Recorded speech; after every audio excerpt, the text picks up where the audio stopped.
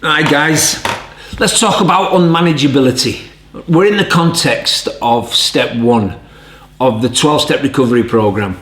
Even if you're not a 12-step recovery program proponent, you might not like the sound of it, you may have tried it, etc, etc. But what I'd ask you to do is maybe listen to the principles that I want to now try and bring to the surface, the principles from within each of the steps, okay? I try not to beat the 12-step recovery program, but I'll never deny the life-changing spiritual principles, spiritual and psychological principles that await every one of us who might just explore and just scratch the surface. So as we look at, in this stage of your education, your development, your growth, we're still in the step 1 phase. I've just done a little bit of a chat on powerlessness. I've referred you through to John Stewart's YouTube clip on the paradox of powerlessness.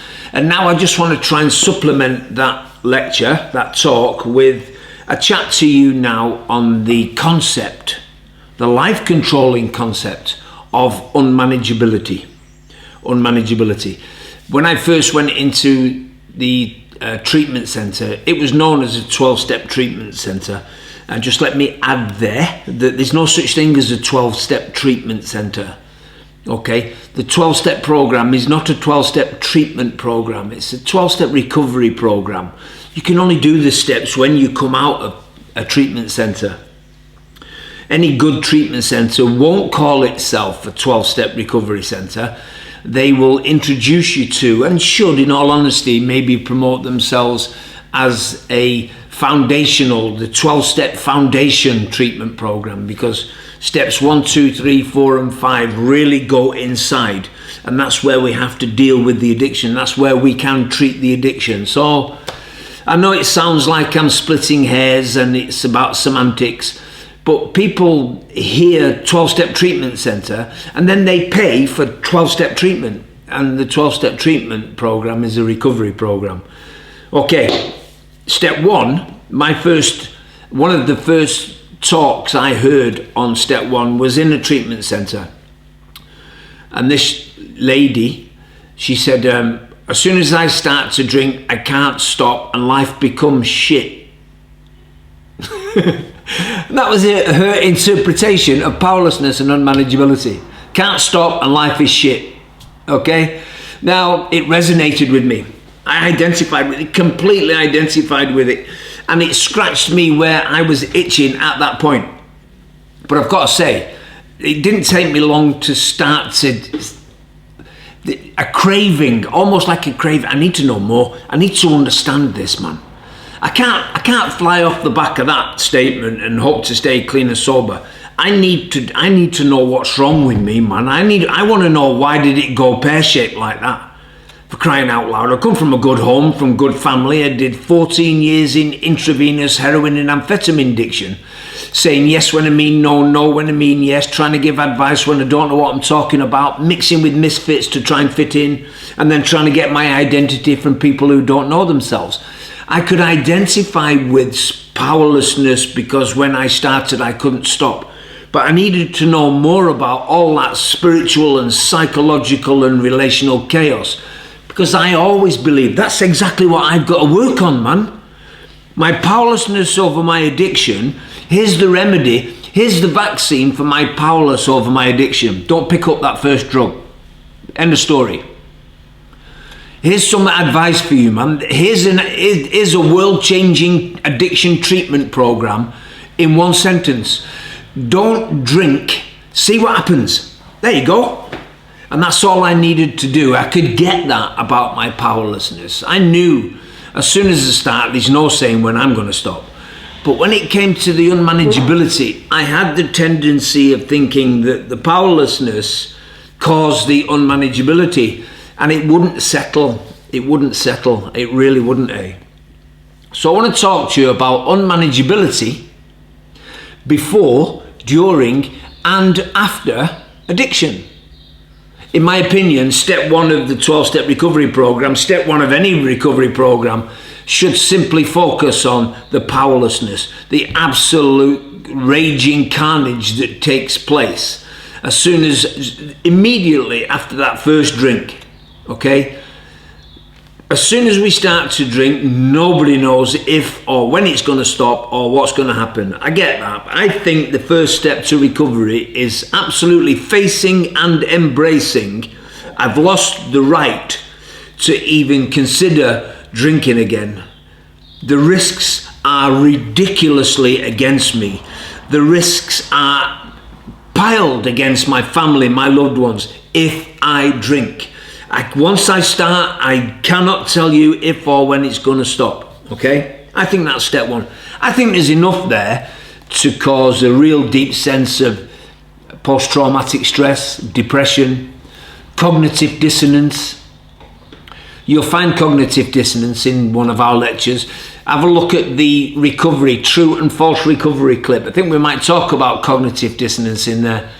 But the concept of that powerlessness is quite something to behold, and it's even more of a monster to embrace, okay? So I think maybe, in my opinion, the next step should be to maybe consider facing up to unmanageability, what we call today unmanageability. I think it's important to try as sincerely as we can to truly identify the precise spiritual, psychological and relational dynamics of what we today call unmanageability, particularly in the addiction context. In the context of addiction education and recovery development, it is my firm conviction that we must avoid relegating the concept of unmanageability to something that we simply acknowledge as a part of the first step of the recovery program. That's a recipe for disaster. Many of us in recovery from addictions, lengthy recovery, we've got some decent recovery, some of our team, we've got a team of veterans, and many of us in recovery from addictions, if we're honest, can, with hindsight, recognize what we now know to be unmanageability in our childhood, before the substances. Especially when we reflect on times such as approaching birthdays and Christmas and holidays. We cannot, once it's announced that we're going on holiday, or as soon as the first Christmas lights are in the first shop, how long now? How long we got left? Can I have this? And it becomes that meant no matter how many times we are told to just wait and see, just relax, we'll get there. You know, I've got a young lad, he's showing all these signs, all right? And it becomes a mental obsession that drives us to keep asking just once more, how long now? Going on holiday. Our family holiday was always on the south coast of England, from Manchester to the south coast, back in the late 60s, mid to late 60s, in an old Ford Pop or whatever it was my dad used to drive. And we would have a journey of what I think was probably about 270 miles. We'd not gone 6 miles from the front door, and I'm saying, how far now, Dad? How far? And I would sit between the front seat and the back, the two front seat like this, next to my dad. How far now, Dad? And it drove him crazy. We were still in Manchester, man. We're still in the Greater Manchester area. All right, how far now, Dad? Now, the thing is, this psychological and relational unmanageability, he told me not to keep asking. I kept asking. I didn't know how to not keep asking. How long now, Dad? How far now, Dad? This psychological and relational unmanageability in children today is usually labelled as ADD and or ADHD, which may be true. It may be true in lots of kids.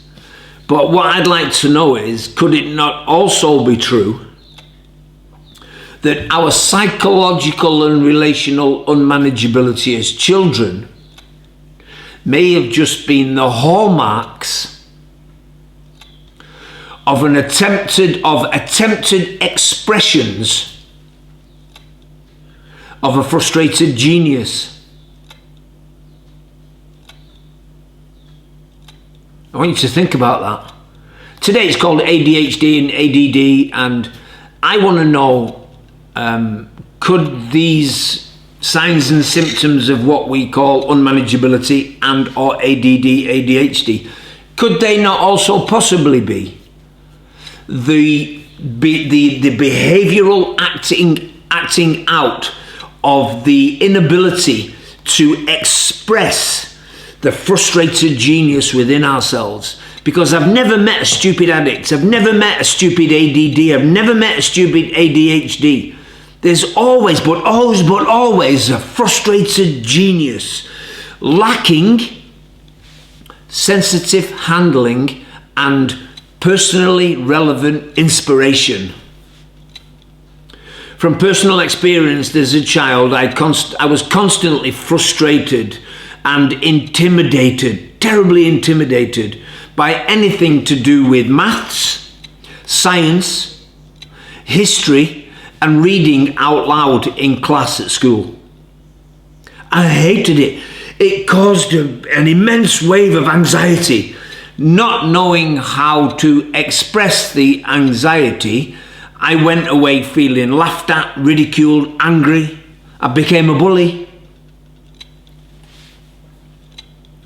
I lived with an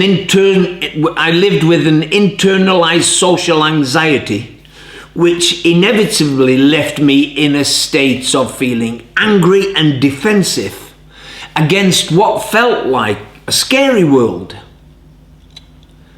Today, kids like me get medicated, and some of them never actually get off those medications. Back then, we got whacked, and we were labelled as stupid. Yeah, okay. Turns out I was, and still am, even today, an anxious and quite a highly anxious dyslexic, and with a phobia of maths. I've still got that terrible. Ask me a mathematical question. I feel like you want to fight me. I feel like attacking you. It just seems to knock on the door of every inadequacy I have, and it's scary. Okay? When my potential was actually spotted at the age of 37, after decades of addictions and crime and prison, and my conditions were actually identified, I was then handled sensitively and went on to graduate with a bachelor's degree as the student who made the most progress amongst my peers. I left school 6 weeks before the exams came because I knew I'm going to blow it. I can't do this. When my fragilities but my potentials were recognised and sensitively handled, I've gone on to publish several books. I've gone on to start 3 addiction treatment centres. I've gone on to be the author and producer of the ehab.care programme. I've gone on to be the trademark right owner of the Valley of Addiction treatment approach. I've gone on to become the trademark right owner of the ehab recovery development programme. As soon as my frailties and my vulnerabilities were recognised, my potentials started to come. As soon as I faced and embraced my fragilities and my frailties and vulnerable side, my potential started to surface. It doesn't mean that I'm completely manageable over my life today. I'm not. But I actually walk in harm with my unmanageability today, because I knew it's got a solid root, this stuff, man. It's what I was born with, eh? So what sounded and looked like unmanageability in my childhood was actually a deep-seated anger and lack of inspiration. Becoming a junkie was by far the easiest decision for me to make. It was a piece of cake. It was just natural for me to go blend in and be bad, until trying to stop became impossible, powerless, unmanageable. Every time the substances were removed from my life, my psychological and relational chaos would always reignite, and then my external life completely spiraled. It just spiraled out of control. Active addiction only suppressed my psychological and relational inabilities, which eventually convinced me to face the question: did my addiction create my unmanageability, or was it the other way around? And if so, how can I do it differently so that when I put the substances down and I am inevitably, eventually unmanageable in various areas, I don't have to go back to using. I don't have to go back to that hellish swamp. Okay? Unmanageability can be managed and respected. Okay? None of us can walk on water, and very few of us would ever seriously consider walking a tightrope over the Niagara Falls. Okay? We've got to really be sensitive, we've got to be diligent. Alright? Particularly if we're just coming out of an addiction and all that chaos. And now we're in this window of self-reflection, listening to lectures, self-analysis, facing up to some stuff about ourselves that we don't like. We're in this self-discovery window, okay? I think it's nice. I think you could do yourself a favor by, if you are entertaining the idea of the 12-step recovery program, turn step 1 into 2 steps, man. Just face powerlessness first, and the unmanageability, the brutal reality of the unmanageability will be seen in the powerlessness. That's a guarantee. But please don't wink at unmanageability because you recognize what powerlessness means. We've got to take each portion of the program and learn how to cause that.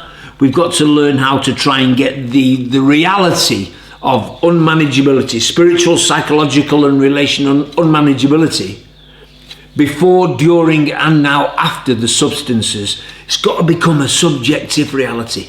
It's got to be okay to not be okay. And now we come to the fact that we are starting to drift away from the last mind and mood altering substances, and emotions are returning. The good ones, the bad ones and the indifferent ones. And it really is very, very difficult. Now we have to say yes when we mean yes and no when we mean no. In relationships with members of the opposite sex, when we've got to really take our thought life, we've got to arrest it and remember who we are, where we are, and how the hell did we get here? Spiritual, psychological and relational unmanageability. There's an acronym used in treatment centres. Relationship. How do you spell relationship? R-E-L-A-T-I-O-N-S-H-I-P. Relationship. Really exciting love affair turns into obsessive nightmare. Sobriety hangs in peril. Welcome to spiritual and psychological unmanageability in early recovery. We fall in love with the drop of a hat, and there's the driving forces, the hidden driving forces when we come out of that horrible swamp. I used to be driving down the road 3, 4, 5 years clean and sober, and I'd be driving down the road feeling really lonely and just needing some young lady, some female partner, whatever you want to call it, to just get alongside me and put her arms around me and run her fingers through my hair and tell me I'm okay. I didn't want a guy to do it. I was sick and tired of getting hugged off men. And I was exhausted from trying to purify my hugs when I was hugging the women in the meetings. Spiritual, psychological, relational unmanageability. And I might see a woman driving in the opposite direction, okay? And we might just, from time to time it happen, we just catch each other's eye, and I think, that was her. There she is. What should I do? Should I turn around? Is she turning around? And I'd be looking in the mirrors.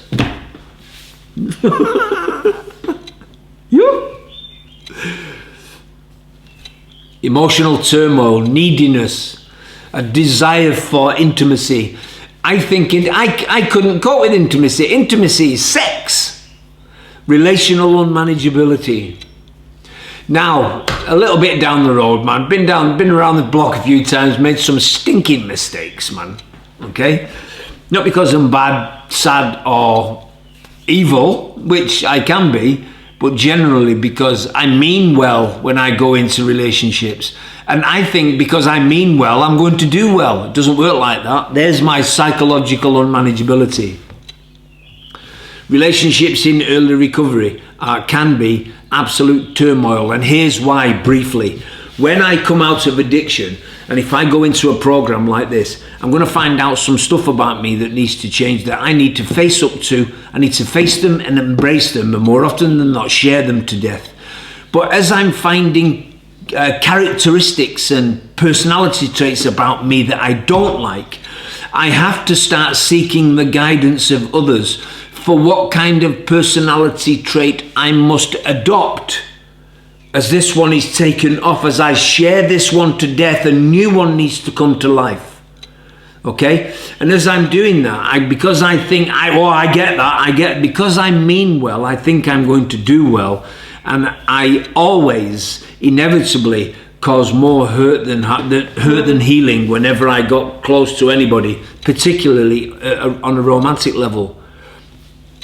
When I discover these things about me that I don't like, and I work on it, and it starts to lose power of me, guarantee there's going to be another one just around the corner. So I face that one. Bring it on. Bring it on. Let's do it. Let's deal with it, man. It's better than using. It's easier than using. Recovery is a lot easier than using. Wow, 10 times, 1,000 times. Recovery from addiction is 1,000 times easier than heroin addiction, for crying out loud. But it takes the opposite. People think heroin addicts are weak. They're not. They're so strong, man. It kills them. Coming into recovery means we have to practice humility. Okay, so we take off and put on. All right. Now, if I joined recovery in 1993, and between 1993 and 1997, I was constantly changing. My opinions changed, my beliefs changed, my feelings seemed to change. Fantasies and feelings that I would have about a certain woman, I would suddenly find that, and then it would transfer to something else, and I was on the change all the time. So if I come out of an addiction treatment, if I come out of an addiction, and I go into half-decent addiction treatment, and I start to learn about me, what needs to be changed, the exact nature of me that needs to change.